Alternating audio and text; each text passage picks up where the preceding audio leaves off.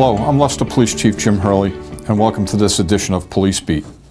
Normally, at this point, I would tell you what time period we're going to cover during this episode of Police Beat, but I've termed this episode the final episode because, if many of you are aware, I am retiring at the end of next week, so this will be my final presentation of Police Beat.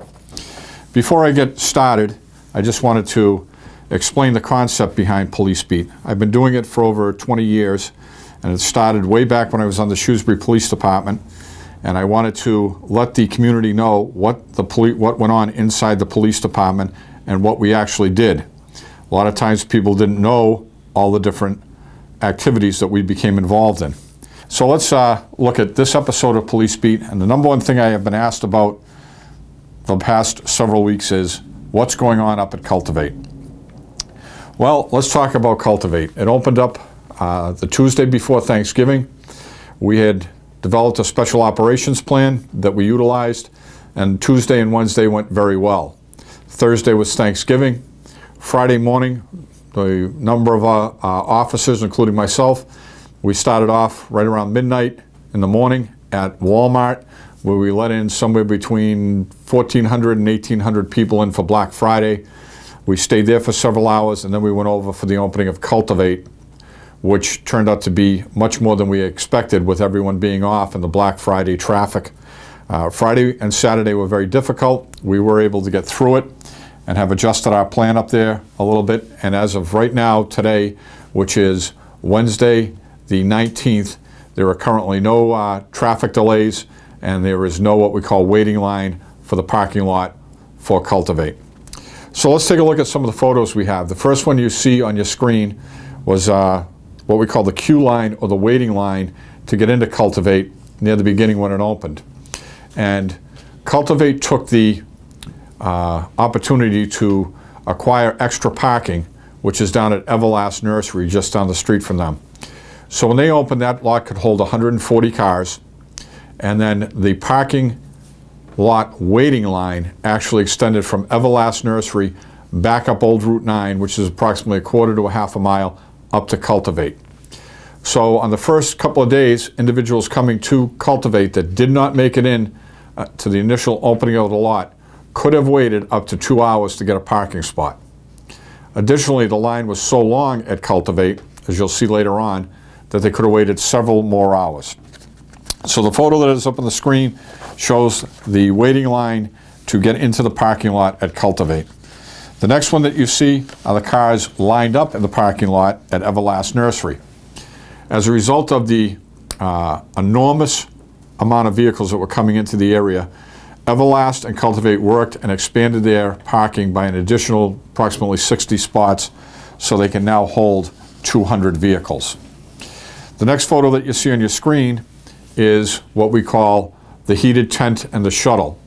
So when you leave your car in the parking lot at Everlast, you go over, you can wait in the heated tent, and the shuttle van, which you see to the right, comes down and picks you up and brings you to Cultivate. On the opening days, not only was the heated tent full, but there was an extensive line waiting for the shuttle vans, and they ran 2 shuttle vans from 8 in the morning till 8 at night. The next photo you see is the outside of Cultivate. You can see outside the main entrance on the left-hand side, as you're looking at the photo, as I am, you'll see the heated tent, and that holds somewhere between 50 to 80 people, depending on how close they get in there while they're waiting. The store holds 40, so there are 40 people in the store, between 40 and 80 in the tent, and then you can see going across the photo the line waiting to get in. And this was approximately a week after Cultivate had opened. The next photo shows you the entire line, which goes across the front of the store and then down the side to roughly just about the back of the building, which is probably about a 2-hour wait to get in. Now, on opening day, that line not only went across the front, down the back, it made a U-turn, came up the opposite side across from the building, then extended out onto Old Main Street and almost down to Route 9. So it was quite an extensive wait. The first day that Cultivate was open, they opened 8 a.m. to 8 p.m. We had to stop allowing people from getting into the line at approximately 3 p.m. so that the last person in the line was able to get in by 8 p.m. that night.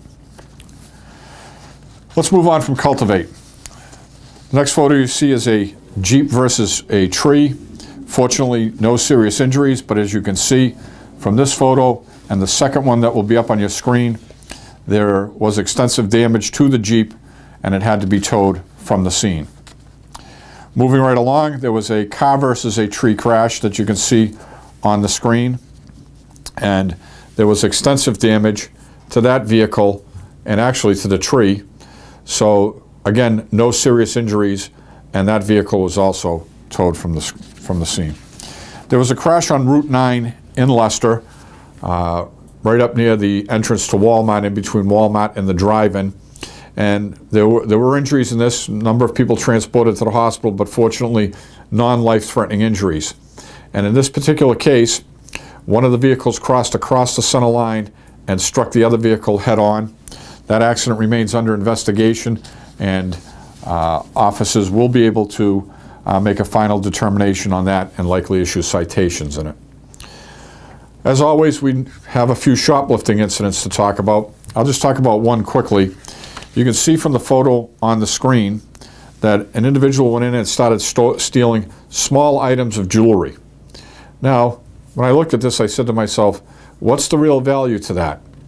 But when they were all done stealing these small items of jewelry, they had stolen $475.34 worth of jewelry.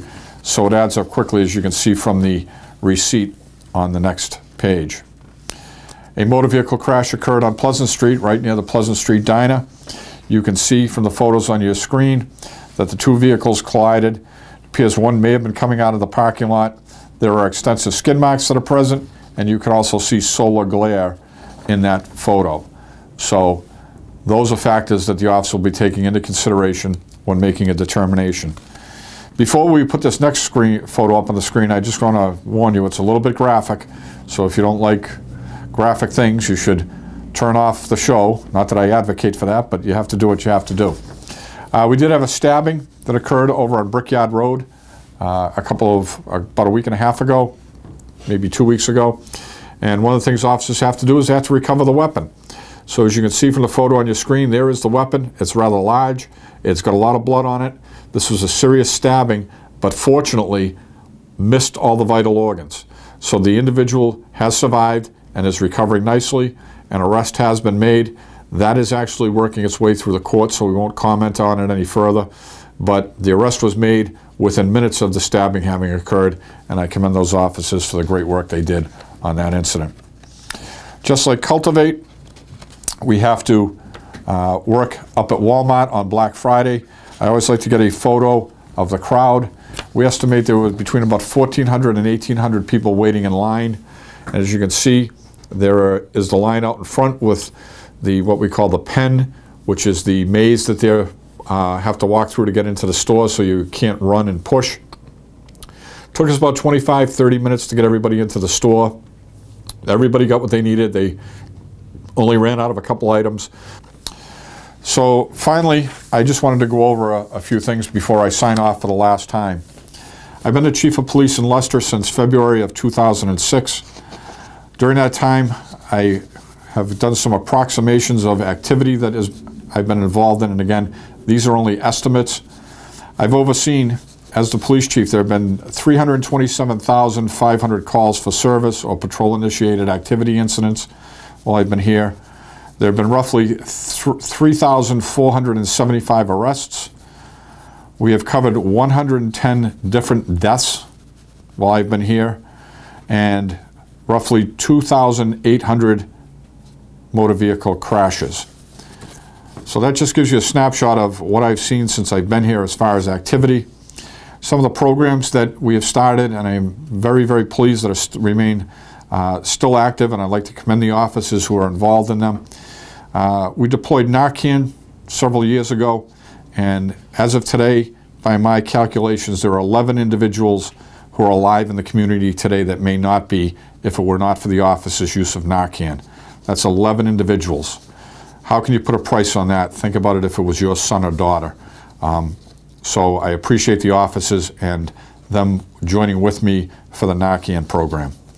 We have done the drug take-back with the Leicester Recycling Center.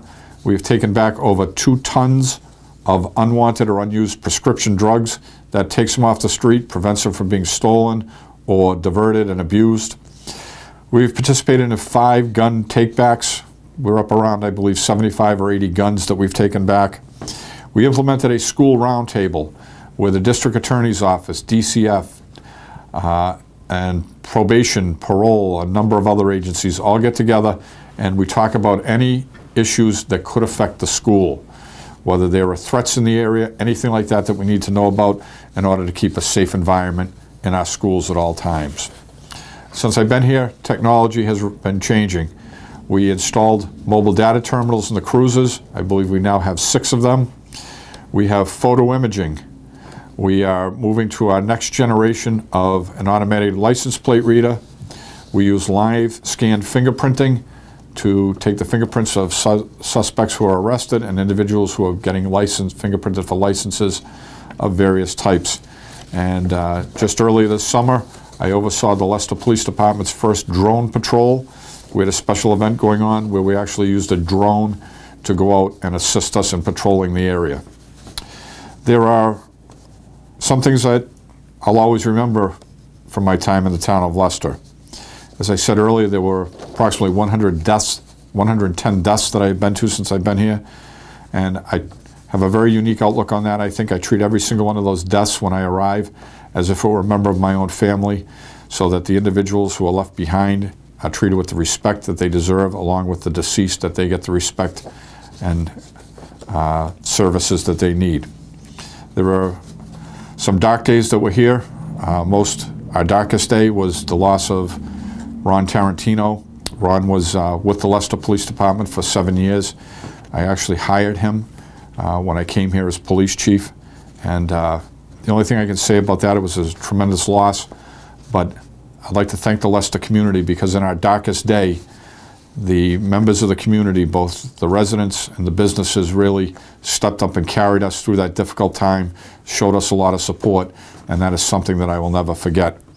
I'll always remember the River Street crash, where we lost 4 members of our community. That was a very devastating crash for us to handle, but we got through it, and I will always remember those families. And of course, one of the things that I will remember is the opening of Cultivate. I'd be remiss if I didn't say thank you to all the residents. You have been a tremendous support, both myself and the department, and as I said, particularly during the loss of Ron Tarantino. The business community, the same goes for all our businesses. They're tremendous help and support. Social organizations, Lions Club, every different type of club that's out there, the Senior Citizens Club. There are so many, I can't name them all. Again, have helped us out through the good and the difficult. I'd like to thank Leicester Public Access Cable, and particularly Art Parquette, who's standing over here behind the camera. He's probably done 30 or 40 shows at least for me over the years, and I greatly appreciate him helping me get the word out. I'm a firm believer in transparency within the police department, and I think one way to be transparent is to get out the information as to what you're doing to the public. Finally, I have to thank 2 particularly important groups, the men and women of the Leicester Police Department, both past and present. No other way to say it. They are true professionals.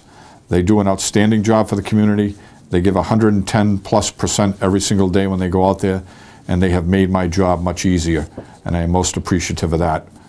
And finally, I have to thank my family. My extended family plays a role in what I do every day. They support me, my father, my sisters, their kids and everything.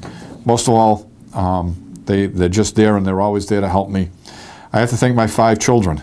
They're all grown up and older now, out of the house, but I think it's important when you're married, your father's a police officer, and a lot of times when you're staying home from school because there's a snowstorm or bad weather, or there's an emergency in town, your father is leaving, and that was the case in my family.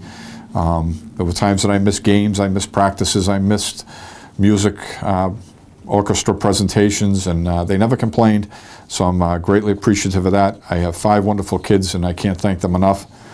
And finally, there's that special woman out there in my life. She's been with me for more than 40 years. We went to our junior and senior high school proms together and have had a great life together, and that's my wife, Patricia.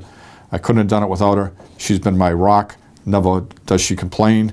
When I miss things, when we're going somewhere, we have to turn around and I have to go back and get my cruiser and she has to go alone because I get called in. Thank you to my wife, Pat. You're the best and I love you very much. And with that being said, I'll be signing off for Police Beat for the last time. I hope our paths cross again. Thank you for your continued support. And all I can say is a fond farewell and thank you.